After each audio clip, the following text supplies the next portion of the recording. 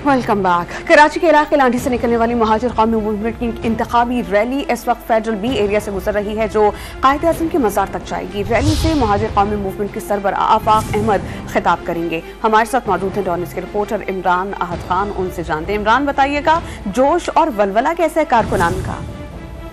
देखिए, बिल्कुल ये लांडी से रैली निकली है और रैली जो है शहर के मुख्तलिफ इलाकों से Gulshan Iqbal, federal B area, Liaquatabad, PIB से होते हुए अब जो है वो नवाज शरंगी की तरफ रमा दमा है। कारकुनान की एक बड़ी तादाद भी मौजूद है। खास तौर पर यहाँ पे इंतखाबी जो इनका निशान है मोमबत्ती, वो भी यहाँ पर जो गाड़ियां हैं उस पर लगाई गई हैं, जबकि तमाम उम्मीदवार जो कराची से इलेक्शन लड़ रहे हैं, जिससे कौमी और सूबाई असेंबली के उम्मीदवार हैं, वो भी यहाँ पर इस रैली में शरीक हैं।